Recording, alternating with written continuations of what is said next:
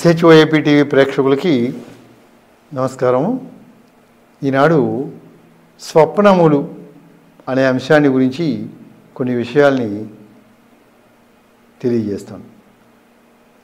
ఈ స్వప్నములు అనేది కళలు అంటారు. ఈ కళలు అసలు జరుగుతాయా, జరగవా, స్వప్నం అంటే ఏమిటి అని మనం ఆలోచిస్తాం.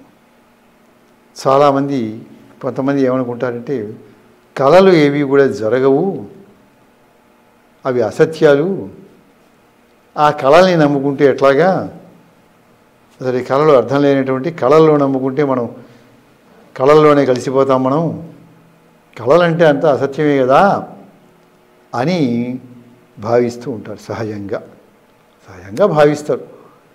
అయితే ఇక్కడ విషయం ఏంటంటే మనం భారతీయ సంప్రదాయాల్ని అనుకూలంగా చెప్తున్నామా, లేకపోతే మేము వేరే సంప్రదాయం ప్రకారం చెప్తున్నామా అని రెండు అంశాలు.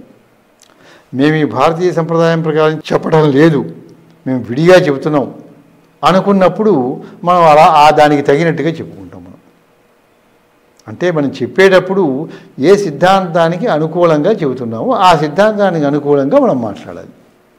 ఎప్పుడైతే మనం ఈ భారతీయ సంప్రదాయాల్ని, పురాణాలని, ధర్మాల్ని చెప్తూ ఉండి దీనికి విరుద్ధంగా ఉండే అంశాన్ని మనం చెప్పకూడదు.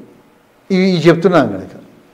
ఇప్పుడు స్వప్నాలు అనేటువంటిది వ్యర్థము, అవి జరగవు, లేవు అంటే జరుగుతాయని ఎవరైనా లేదు, జరగవు అది దండగా అని చెప్పి మనం కనుక అసలు నమ్మకూడదని చెప్తూ ఉంటే అవి జరుగుతాయని మన భారతీయ సంప్రదాయానికి భిన్నంగా ఉంది కదా అది. అంటే మన ఆ సిద్ధాంతంలో చెబుతాం అనుకుంటే అభ్యంతరం లేదు మనకి. కానీ మనం ఈ రకమైన ఉపన్యాసాలు చెప్తూ ఉండి, పురాణాలకి వీటికి సంబంధించినవి చెప్తూ ఉండి అది మాత్రం లేదు అని మనం చెప్తే కాంట్రవర్షియల్గా పాయింట్ ఉంటుంది. అందుకని ఏం చెప్తున్నారంటే స్వప్నం అంటే అసలు దాని గురించి ఏంటి అసలు అంటే సర్వేంద్రియాణం విరతౌ నానారూపం ప్రపశ్యతి విషయేభ్య తదా అని చెప్పారు. స్వప్నం అంటే ఏంటి అంటే ఈ ప్రపంచంలో ఉండే విషయాల నుంచి మనస్సు మరలి ఇంకా వాటిని తలుచుకుంటూ మనస్సు కనుక ఉంటే మనకి ఆ దృశ్యం అనేది కనిపిస్తుంది. దాన్ని కళ అంటున్నాం. ఈ కళలు ఎందుకు వస్తాయనే దాని మీద వైజ్ఞానికంగా కూడా సైంటిస్టులు పరిశోధనలు చేశారు చాలా వరకు. ఇప్పుడు ఇక్కడ మన వీటిలో ఉన్నది ఏంటంటే దృష్ట శృతోనుభూతస్య భావిక కల్పితస్తథా. స్వప్నం అనేటువంటిది మనస్సు దేన్నైతే తలుస్తూ ఉంటుందో, ఆ తలిచి దాన్ని స్మరిస్తూ ఉంటుందో, అప్పుడు అన్ని అవయవాల యొక్క కార్యక్రమాలు అయిపోయిన తర్వాత నిద్రిస్తున్నప్పుడు అప్పుడు అది కనిపిస్తుంది అని సాధారణంగా లక్షణం చెప్పుకున్నాం మనం. ఇవి అనేక రకాలు. ఎలాగంటే మనం దృష్ట 7 రకాలుగా కళలు ఉంటాయి అని చెప్పి వివరణ చేశారు. వాటన్నిటి గురించి కూడా మన గ్రంథాల్లో ప్రమాణాలు లభిస్తూ ఉంటాయి. ఇవి 7 రకాలుగా ఉంటాయి. మొదటిది ఏంటంటే దృష్టము అని, అంటే మనం ఏదైతే చూస్తామో ప్రపంచంలో అదే మన కళలోకి వస్తూ ఉంటుంది. రెండోది ఏంటంటే శృతము, ఏదైతే వింటామో మనం ఆ విన్న విషయం మన కళ రూపంలో పరిణమిస్తూ ఉంటుంది. మూడవది ఏంటంటే అనుభూతం, మనం అనుభవించినటువంటిదే వస్తూ ఉంటుంది. నాలుగవది కల్పితం అన్నమాట, మనస్సు కల్పించినటువంటి దానివల్ల కూడా కొన్ని కళలు వస్తూ ఉంటాయి. తర్వాత ఐదవది మనం భావన చేయటం వల్ల వస్తుంది. తర్వాత భావికం అని ఇంకోటి ఉంటుంది. ఇలా ఏంటంటే మొత్తం స్వప్నాల్ని 7 రకాలుగా విభజించడం జరిగింది. వాళ్ళు ఏం చెప్తున్నారంటే మానవునికి వచ్చిన ప్రతి కళ కూడా జరుగుతుంది అని చెప్పటంలా, కళలు అన్నీ జరుగుతాయని చెప్పడా 7 రకాలుగా విభాగం చేశారు. చేసి ఏం చేశారంటే దీంట్లో 5 రకాల కళలు జరగవు అని కొట్టిపారేశారు. మనం తలుచుకునే విషయమే వస్తూ ఉంటుంది, కళల్లో కూడా వస్తూ ఉంటుంది. ఎప్పుడో తలిచింది, అనుకున్నది, మనం భావన చేసింది, ఇవన్నీ కళల రూపంలో రకరకాలుగా వస్తూ ఉంటాయని చెప్పి దృష్టము, శృతము, ప్రార్థితము, కల్పితము, అనుభూతము అనేటువంటివి వస్తూ ఉంటాయి అని చెప్పి తేల్చారు. ఇంకోటి ఏంటంటే శరీరంలో త్రిదోషములు ఉంటాయి అని చెప్తున్నారు. వాతము, పైత్యము, కఫము. వీటిలో ఉండే తేడాల వలన కూడా శరీరంలో వచ్చే మార్పుల వలన కూడా రకరకాల స్వప్నాలు కూడా వస్తూ ఉంటాయి. ఇవి జరగవు అనే మన ప్రాచీనుడు చెప్పారు. 90 పాళ్ళు వచ్చిన ప్రతి కళ జరుగుతుంది అని చెప్పి కళలు నమ్ముకోవద్దు అంటే ప్రతి కళ జరుగుతుందని వాళ్ళే అనలేదు కదా. అసలు 5 రకాల కళలు 6 రకాల కళలు జరగవని చెప్పేస్తున్నారు. అట్లాగే ఏమేమి జరగవు అంటే పగటిపూట వచ్చిన నిద్రపోతే వచ్చే కళలు జరగవు అన్నారు. తర్వాత ఒక్కొక్క కళ ఎలా వస్తుందంటే ఒక సీరియల్ లాగా వస్తుంది. ఇవాళ కొంత కళ వస్తుంది, మెలకు వస్తుంది, అయిపోతుంది. రేపు మళ్ళీ అయిన తర్వాత దీని కంటిన్యూషన్ కూడా వస్తూ ఉంటుంది ఒక్కోసారి. అంటే జోక్ లాగా ఉంటుంది అది చూసేవాళ్ళకి. పాతకాలంలో ఏంటంటే సినిమా మధ్యలో ఆగిపోతుంది, కరెంటు పోయి ఆగిపోగానే వేస్తాడు వాడి అడ్వర్టైజ్మెంట్ ఉంటుంది, ముందే వేస్తాడు. ఏ కారణం చేతనైనా ఆట ఆగినలా డబ్బులు వాపసు ఇవ్వబడవు, మరుసటి ఆట చూపబడును అని వేస్తాడు. కనుక అప్పుడు ఏం చేస్తారంటే వచ్చేస్తారు, కరెంట్ అందుకే రాలేదనుకుని గంటను వెయిట్ చేసి వచ్చేసేవాళ్ళు. తర్వాత మళ్ళీ వాళ్ళు చీటీలు ఇచ్చేవాళ్ళు, దాంతో వెళ్తే రాత్రి మళ్ళీ మోటించి ఈ వచ్చిన వాళ్ళంతా సినిమాలు చూపించేవాళ్ళు. అట్లాగా కళ కూడా ఒకప్పుడు వచ్చినటువంటి కళ అయిపోయిన తర్వాత మళ్ళీ కొంతకాలానికి అది వస్తూ ఉండి మళ్ళీ దానికి ఆ మర్నాడు దాని కంటిన్యూషన్ లాగా కూడా సీరియల్గా కూడా వస్తూ ఉంటుంది. ఒక్కోసారి హాస్యాస్పదంగా ఉంటుంది నవ్వుకోవడానికి. తరువాత ఇవి పగటిపూట వచ్చినవి జరగవు, అతి దీర్ఘంగా వచ్చినవి జరగవు. అలాగే కొన్ని కళలు అసలు గుర్తుండవు, ఊరికి వచ్చి అట్లా వెళ్ళిపోతే ఏం వచ్చిందా అంటే ఏదో వచ్చిందంటే అంతా మనం గుర్తుపెట్టుకోలేము అనమాట. అవి కూడా ఇలా ఇన్ని రకాలుగా విభాగాల్ని మన శాస్త్రాల్లో చెప్పి ఇవి ఏవి జరగవు అని వాళ్ళే చెప్తున్నారు. వచ్చిన ప్రతి కళ జరుగుతుంది దాన్ని నమ్ముకోండి అంటే నమ్ముకోమని అక్కడ రాసి లేదు కదా శాస్త్రంలో.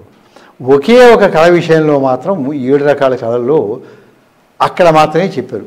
దానికి ఈ ప్రపంచంతో సంబంధం ఉన్నదని 7 రకాల విభాగాలను 7ను ఇంకో 2 అతి దీర్ఘంగా అతి తక్కువగా వచ్చి 9 రకాలు చేసి వీటిలో అన్ని తీసి ఒకటి మాత్రమే ప్రాముఖ్యం ఇచ్చారన్నమాట ఆ కళకి. అది ఏముందంటే ఎప్పుడో ఎక్కడో ఎవరికో ఒకసారి ఒక కళ వచ్చి ఆ కళలో ఉన్న సన్నివేశం జరిగే అవకాశం కూడా ఉంటుంది. అది ఎక్కడంటే 1,00,000 మందిలో 1,00,00,000 మందిలో ఎప్పుడు ఒకలా జరుగుతుంది. అది కూడా ఒకసారే జరుగుతుంది. ఎప్పుడూ జరుగుతుంది అనేది వాళ్ళకు కూడా నియమం లేదన్నమాట. ఎందుకు అని మనం ప్రశ్నించుకుంటాం. ప్రశ్నించుకుంటే మన శాస్త్రాలు అట్లా ఉంది. వాల్మీకి రామాయణంలో సీతాదేవి అశోకవనంలో ఉంది. చుట్టూ రాక్షస స్త్రీలందరూ కాపలాగా కూర్చున్నారు. వాళ్ళలో త్రిజట అని ఒక రాక్షసి ఉంది. ఈ రాక్షసి విభీషణుడి యొక్క కుమార్తె. విభీషణుడు ఎలా అయితే మంచివాడో అలాగే ఆయన యొక్క కుమార్తె త్రిజట కూడా చాలా మంచిది. మిగతా రాక్షసులందరూ సీతని బెదిరిస్తూ బాధ పెడుతూ ఉంటే ఈమె ఒక్కతి ఓదారుస్తూ ఉండి ధైర్యాన్ని చెబుతూ ఉండేది అనమాట. నీ కష్టాలు తీరుతాయి ఎప్పటికైనా అని చెప్తూ ఉండేది త్రిజట. ఆమెకి ఒకరోజు కళ వచ్చింది త్రిజటకి. రాముడు తప్పకుండా జయిస్తాడు యుద్ధంలోని, యుద్ధం చేసినట్టు రావణుని సంహరించినట్టుగా కళ వచ్చినట్టుగా వాల్మీకి రామాయణంలో కనిపిస్తుంది అనమాట. ఆ కళ చెప్పి తప్పకుండా రాముడు గెలుస్తాడు, నువ్వు ధైర్యంగా ఉండు, నాకు స్వప్నం కూడా వచ్చింది అని చెప్పిన ఘట్టం ఉంది. దాని ప్రకారమే తర్వాత యుద్ధంలో రాముడు గెలిచాడు. అది ప్రతి వాళ్ళకి వచ్చిన కళ జరుగుతుందా, ఎప్పుడూ జరుగుతుందా, ఆ వ్యక్తికే మళ్ళీ వస్తే మళ్ళీ జరుగుతుందా అంటే అలా జరగవు. ప్రతి వాళ్ళకి వచ్చిన కళలు జరగవు, ఎప్పుడూ కూడా జరగవు. అది 1,00,000 మందిలో 1,00,00,000 మందిలో ఎప్పుడూ ఒక సన్నివేశంలో మాత్రమే అలా బయటపడుతుంది అనమాట అని అక్కడ రామాయణంలో చెప్పబడి ఉంది. ఇక రెండో విషయం ఏంటంటే దమయంతి నలుల యొక్క చరిత్రలో దమయంతికి నలుడు స్వప్నంలో కనిపించాడు. నలుడిని చూడాల, దమయంతి నలుడిని చూడాల. ఇవి విదర్భ దేశంలో ఉంది, ఆయన ఎక్కడ కుండిన నగరంలో ఉన్నాడు అనమాట. కళలో కనిపించాడు. అక్కడ చెబుతూ ఏం చెప్తారంటే అదృష్టమప్యర్థ విశేష వైభవాత్ కరోతి సుప్తి జనదర్శనాది. ఒక్కొక్కసారి కానీ విననటువంటివి కూడా ఒక్కొక్కసారి రావచ్చు. అది ఎక్కడికి 1,00,00,000 మందిలో ఒక్కసారి ఎప్పుడో జరుగుతుంది. మన మనస్సులోనే స్టోర్ అయిపోతున్నాయి. మన పుట్టిన దగ్గర నుంచి ఉండే సన్నివేశాలన్నీ మన మైండ్లో స్టోర్ అయిపోయినాయి. మనం కష్టాలు పడ్డాం జీవితంలో, అవన్నీ మన మైండ్లో స్టోర్ అయి ఉండిపోతాయి. ఇప్పుడు మనకు గుర్తు లేకపోయినా సరే ఇలా ఎన్నెన్నో విషయాలు మైండ్లో స్టోర్ అయి ఉంటాయి. ఏది ఎప్పుడు వెలికి వచ్చి స్వప్నంగా పరిణమిస్తుంది అని చెప్పలేము అనమాట. తరువాత ఇంకోటి ఏంటంటే మనము దేని ప్రకారం చెప్తున్నాం అంటే అక్కడ ఉన్నటువంటి మన భారతీయ ధర్మాల ప్రకారం మనం చెప్తున్నామా లేదు అని చెప్పి లేదు అనే ప్రతి సిద్ధాంతం ప్రకారం చెప్తున్నామంటే అవి లేవని చెప్పచ్చు. మన సిద్ధాంతానికి అనుకూలంగా లేవండి అని చెప్పచ్చు. మనం ఉన్నది అని చెప్పి పురాణాల గురించి చెప్పుకుంటూ ఉండి లేవు అని ఇది చెప్తే ఉందిగా అక్కడ కనిపిస్తూనే ఉందిగా పురాణంలో. కనుక అది సాధ్యం. అప్పుడు అలా చెప్పాలి, ఇవి అసత్యాలు అని చెప్పి అలా చెప్పుకుంటే ఎన్నైనా చెప్పుకోవచ్చు. నువ్వు ఈ విషయం ఎప్పుడైతే చెప్తున్నావో అక్కడ ఏముంటే అది తీసుకొచ్చి ఆ పాఠకులకు శ్రోతలకు మనం ప్రజెంట్ చేస్తాం అనమాట. నిర్ణయం మీది ఇట్లా ఉన్నది అక్కడ అని చెప్పి చెప్పాలన్నమాట. వాళ్ళు కూడా ఏం చెప్పారంటే ఇన్ని రకాలుగా చెప్పి కాదని చెప్పి కొట్టిపారేశారనమాట.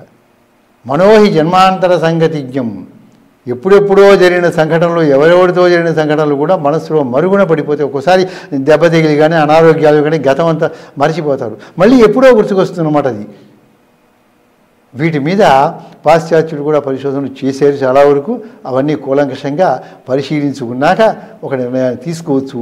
ఇప్పటికీ ఏంటంటే మనం ఈ ధర్మం ప్రకారం చెప్తున్నప్పుడు అక్కడ అలా ఉన్నది అనే విషయాన్ని మనం పాఠకులకి ప్రజెంట్ చేస్తాం. నిర్ణయం డెస్టినీ ఇస్ యువర్స్ అని చెప్పి చెప్తాం అనమాట. అంతవరకే కానీ ఇది చెబుతూ ఉండి అవి కాదుట అని చెప్తే మనం చెప్పే ముందు వాక్యానికి తర్వాత వాక్యానికి కూడా కాంట్రవర్షియల్గా ఉండే పరిస్థితి ఏర్పడుతుంది. కనుక స్వప్నం యొక్క చరిత్ర ఈ రకంగా ఉంది అని ప్రస్తుతానికి తెలియజేస్తుంది. దీంట్లో అనేక అంశములన్నీ ఉన్నాయి, అవి ఇంకోసారి మనం తెలియజేసుకుంటాం. ఇప్పటికి ఈ విషయాన్ని క్లుప్తంగా తెలియజేస్తున్నాను.